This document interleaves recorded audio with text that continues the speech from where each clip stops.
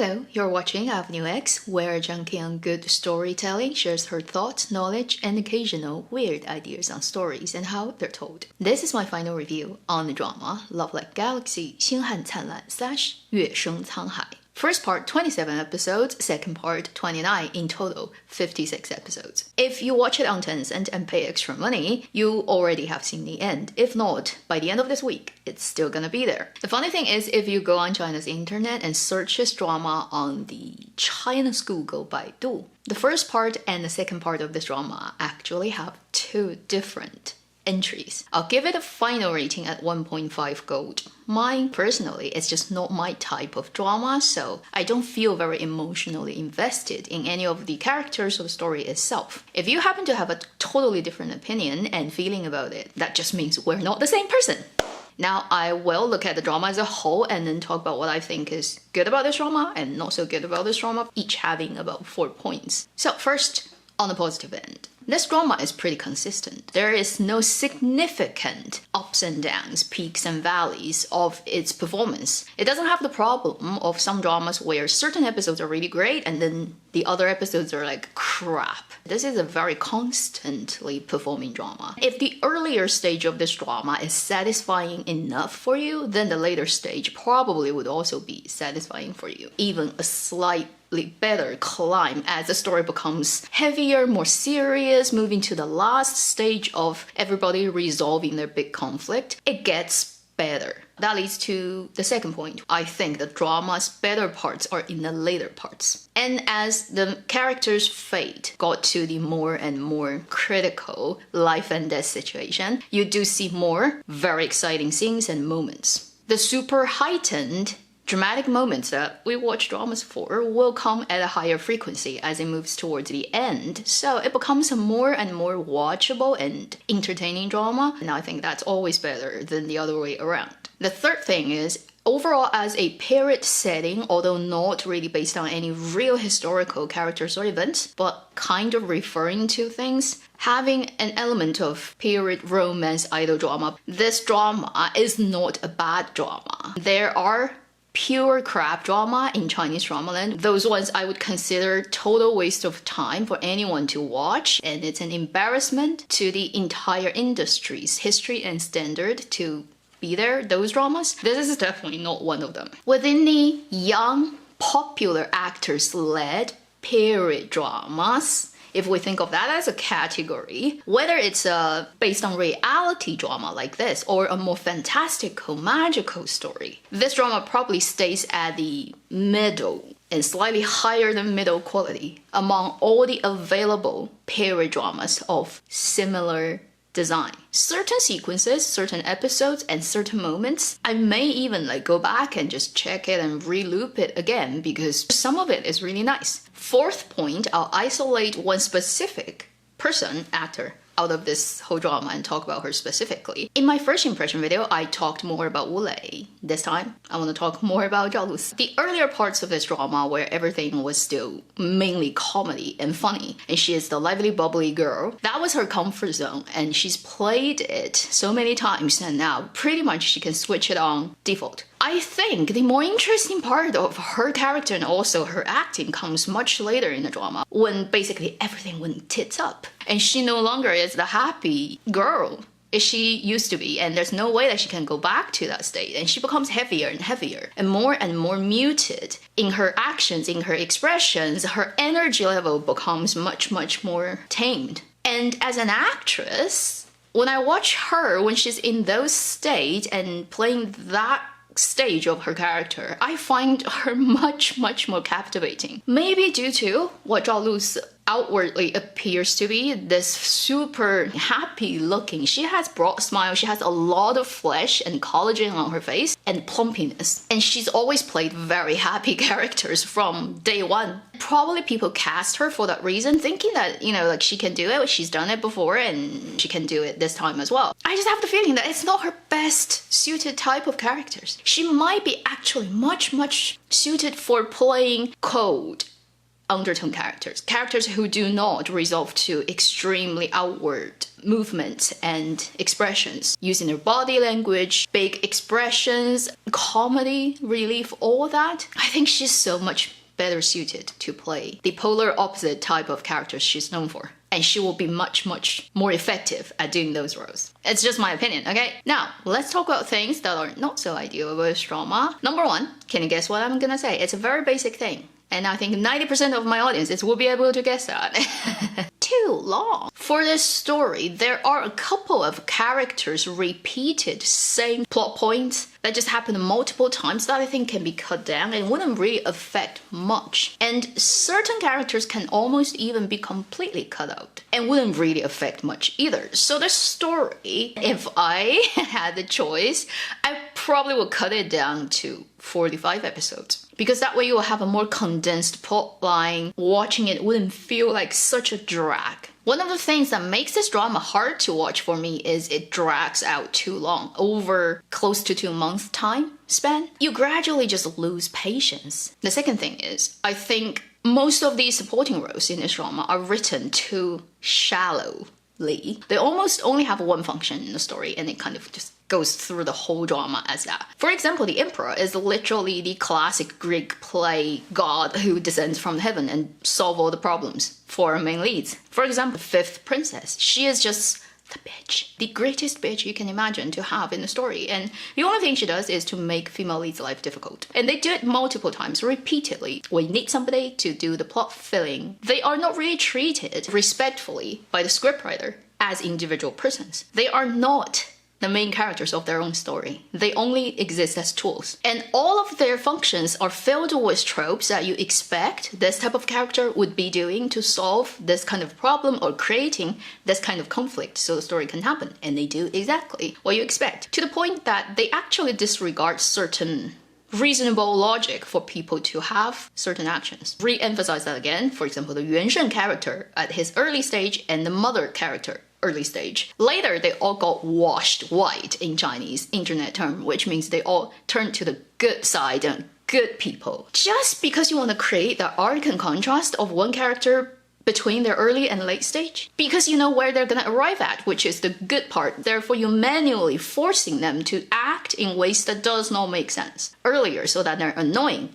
How the mother character is literally like hating her daughter, disregarding her feelings and putting her down constantly is a little bit beyond reason. You hardly ever met your daughter. After you gave birth to her, you literally left. You never spend a moment with her. So what could be the precondition for you to just, by default, whatever she does is wrong, and you claim you love her, but then you do that to her? If that happens, which is totally fine in the story, give me a reason. For example, when you gave birth to her, you almost died, you suffered so much, so psychologically you don't like this daughter. Or she has grown up to resemble somebody you hate. Any of those family members you have that you don't like. I mean, that could be a reason too. Just think of something. I know, reality sometimes works in absolutely illogical way, but it's a script, it's a story, and in stories you have to explain where things come from. In a way, scripts and stories have to be more logical than reality. And also, usually the things that don't make sense in reality actually make sense. It's just you don't have all the information, therefore you think it's not making sense. The third point relating to the second point, so this drama has on one end the traditional idol period romantic drama vibe. Male lead, female lead, a couple of other pursuers of the female lead, they all vibe in that. And it's clearly casting these actors to do those roles for that purpose. Then, wars, founding a dynasty's court, all those power struggles in the court that affect our main character's life. That's on the almost more serious historical. Think about Nirvana in Fire in a way. I don't think the scriptwriter is good enough to actually do either of them to the extreme, pushing it to the best possible version. It just ends up being 不上不下，不左不右, not up, not down, not left, not right. You cannot quite clearly say what exactly is this drama. Its high romance isn't so effectively high romantic. Then it's court, war, revenge, all the kind of Monte Cristo storyline also isn't driven to the limit. And I just feel the story is stretching beyond its capability. I'll just point out one thing, which is the emperor character. Every time he shows up and every time things happen relating to how he deals with court and politics and different powers, I just laugh. I can't take this drama seriously. In this drama, he is the founding father of his dynasty. Our story starts after very short, like 1-2 decades, when he got his throne and everything is early stage of a dynasty just about to settling. There's still people who are not so yielding to his power, and there are rebellions going on here and there.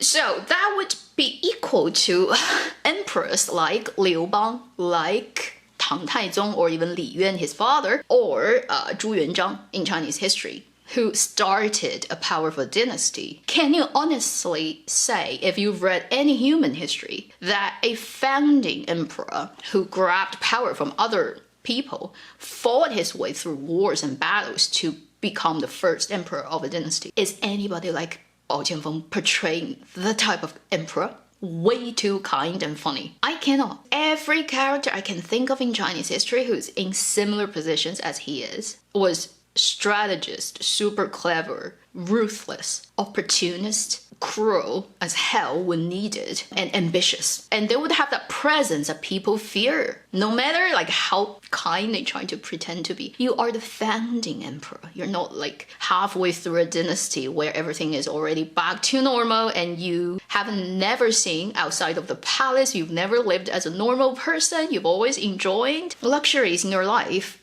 from the moment you were born. He's not that kind of emperor, okay? Although I love Bao Jianfeng as an actor, I think he plays a much convincing Song Zhenzong in Dreams of Splendor because it makes more sense. Historically, that emperor is more like that. But come on, honestly, for this drama setting, founding father of a dynasty, not to mention, there are a couple of things written in the script of what the emperor does that right from the beginning, when Lin Buyi shows up for the first shot, after he got a battle won and returning to capital, the eunuch comes out of the city door and announces the emperor has this award for him. That thing that he's given, it just shows like the scriptwriter doesn't know anything about Chinese history. That's like the default, the go-to thing that you give to a subject, pretty much yielding your power. So if you give this and that officially to a subject of yours traditionally in Chinese history, it just means don't kill me. You can legally usurp me now. Just leave my life. Don't kill me and I'll give throne to you. It's like unspoken rule. I thought, because I haven't read the original novel, so I thought actually Wu Lei's character is at odds with the emperor. The emperor is in fear of his power, but clearly not.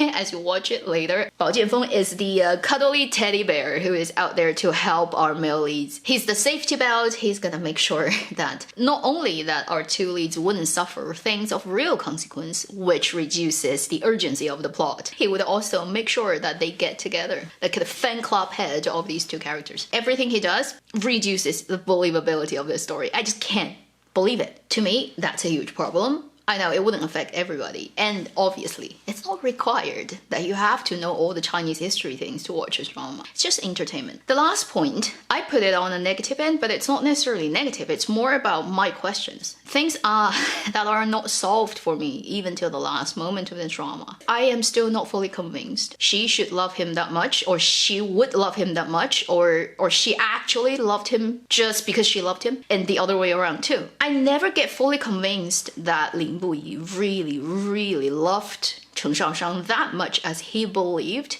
himself loved her that much. Whether she eventually at the end picked him because it's the heart over the head thing, the finally winning that over, or is it because all the things that happened before that at this point now, like honestly, who else can I pick? They are the Guanpei official couple, right? From the scriptwriter's point of view, storytelling's point of view, they're supposed to be together. I am not convinced at the end that they are 100% really that much in love and that inseparable and destined for each other. It has a tiredness, I feel, at the end of watching their relationship. Almost a happy ending without any climatic enjoyment. Trying to imagine myself in her shoe, whether I would, after the gap 5 years time where he's away and she is almost like putting herself in prison in the palace, whether it's still possible for them to get back together. I imagine hormone going away after 3 months, half a year,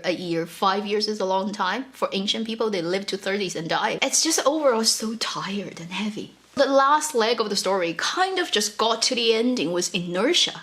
There's no power. Heading towards the end and boom, stop there. It has ponged too early and then it just trickles to the end and then it ends. And it's like, yeah, happy ending, but you barely touch the line and it stops. That's my emotional body's feeling watching this drama. Is finally it ended. Okay, good, they're together. I have forgotten already along the long way of the story the excitement of this love. I feel it's kind of completely burned out before the ending. So yeah, the ending is good, but meh, me.